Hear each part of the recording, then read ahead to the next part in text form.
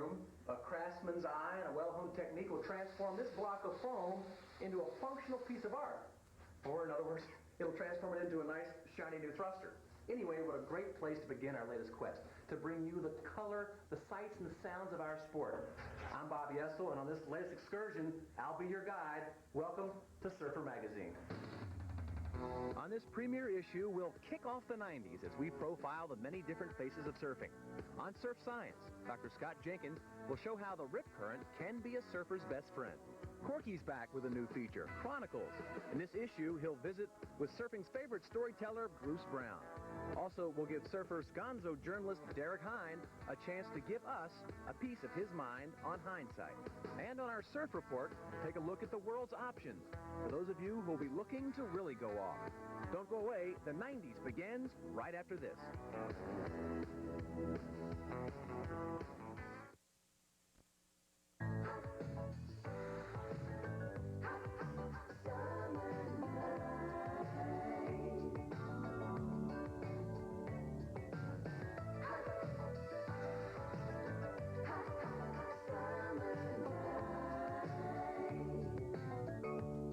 Brought to you by Michelob Dry. Bold taste with no aftertaste. Mick Dry refreshes completely.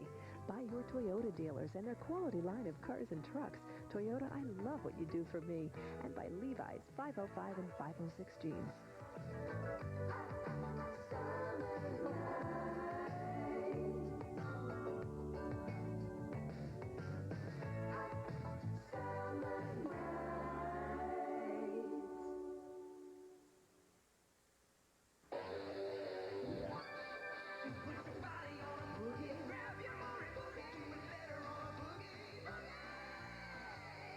Say Maury Boogie makes the best boards. On a boogie board, you can do whatever you want. Catch air, land out on the flats, and your friends just go crazy.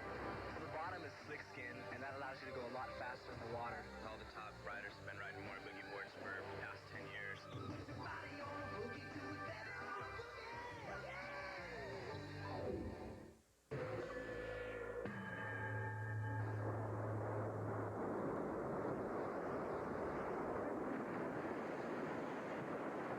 East Coast surfers, they don't take waves for granted. You know, when they see good surf, they're out there and they just surf all day and take advantage of. These are products of their owners. You know, I'm just a product of where I live, and you know, it's kind of it's cold. You know, it's kind of desolate, I guess. Maybe kind of brash, but you know, it's refreshing.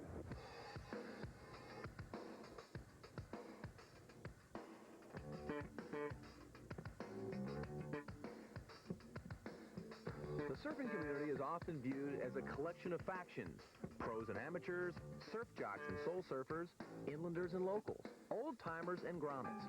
Although these definitions are often divisive and sometimes inaccurate, surfers and society in general persist in making them. Sure, styles have changed dramatically over the years. How would turn-of-the-century Hawaiian waterman Duke Kahanamoko relate to the totally focused, radical wave riding of modern-day Hawaiian Sonny Garcia?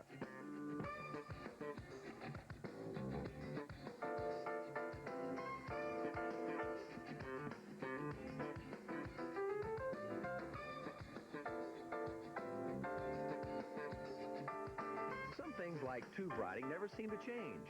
Some things change a lot. But the thing that draws us together, riding the wave, remains the strongest bond of them all. We are surfers. If commitment is a measure of a surfer, then the modern professional is an extreme example. Yes, there are monetary rewards. An ASP Pro 30th in the ratings can make up to $25,000 a year just in prize money. Hit 16.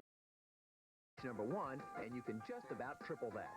Then double that figure to include major clothing sponsorships, royalties, and photo incentives. I don't think you ever make as much as what you anticipate or you think you should make, you know, but I've made enough to be comfortable and not to be too worried about, you know, how much first prize is and how much I'm going to get and where I place, you know. I compete. Never really competed so much for money. I've always competed for the thrill of competition, you know, the enjoyment of surfing and actually getting out there and proving myself, you know. Money's never been a motivating factor for me, so I never really paid too much attention to it. Even with within the pro ranks, there is a fanatical fringe, feared as much for their extreme tunnel vision as for their considerable wave riding abilities. As far as my lifestyle goes, I like to do what I like to do, and there isn't anybody who's going to tell me otherwise. You know, whether it's a coach, my sponsor, whatever, I'm going to do what I think is right. I have too many things to prove right now for me to go off and do the soul thing. Believe me, I've thought about it. Are professionalism and soul surfing mutually exclusive? Well, yes and no. You know, I don't have to do 20 turns on every wave. You know, if I go out there and just do one turn on one wave, you know, it feels good. And I can go out and sort of soul surf. And that's something that I always appreciate, because I'm not always going to be a competitor. And when my competition career is over, I'm still going to be a surfer, and I'm going to be a soul surfer. Everyone told me that I was going to be world champion and stuff like that, you know. But my real goal was just to be the best surfer I could possibly be. And I think, I mean, that might sound really corny, but really that's basically what my goal was to be accepted as a good surfer, not just good for a girl. To be the best you can be, it's a noble concept, but some would insist that you aren't really tested until you've met the ultimate challenge, big waves. We look at it like, let's make the wave and let's do a good job of it. They looked at it like, let's take off on the wave, and who's got the most falls wins. And they really didn't care if they made the wave.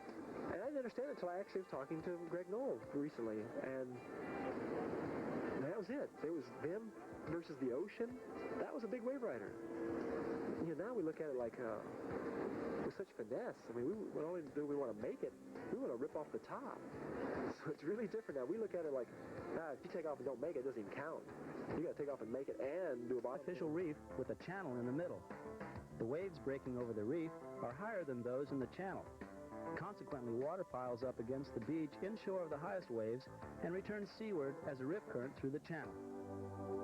To find the rip channel, locate the rip head by the displacement in the lineup, as shown here by the green dye. It will give you the path of least resistance.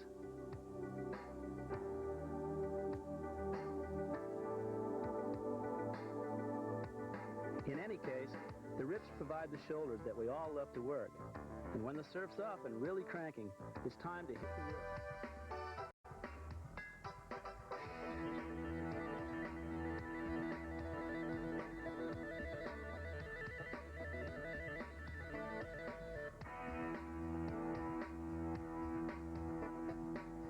Surfing in your own backyard, whether it be California, the East Coast, or wherever, is the essential surf experience.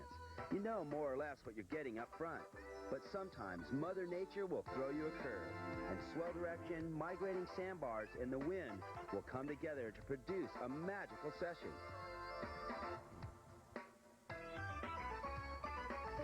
At least for that moment, there's no place like home.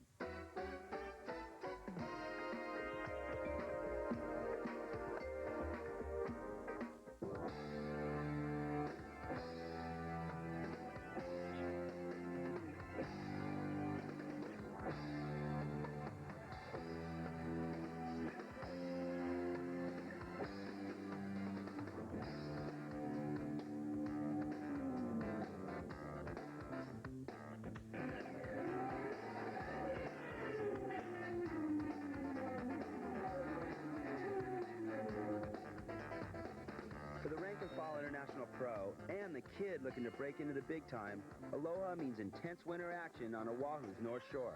From November through January every year, Sunset, Pipeline, Off the Wall, Rocky Point, and a score of lesser-known breaks become a sort of adopted backyard. As the eyes of giant storms off Alaska focus their incredible energy here, the eyes of the surfing world watch. Fortunately, plane fare, food, and lodging are within most budgets, as long as expectations are kept to a bare minimum. And lest we forget, both the waves and the social order demand a certain degree of humility. One false move in the surf or a brash word on the beach can result in a trip to the Kahuku Clinic. Be forewarned.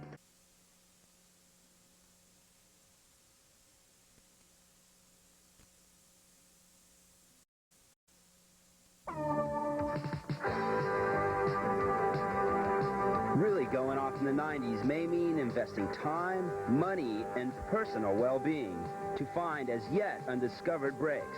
On a voyage to this spot, 7 degrees south latitude and 105 degrees east longitude, one group found themselves adrift in treacherous seas for 12 days. Do the ends justify the means? It's a personal question, made easier with the recent development of sophisticated guide services. Either way, it's comforting to know that if the urge strikes you, there's still places to go off to.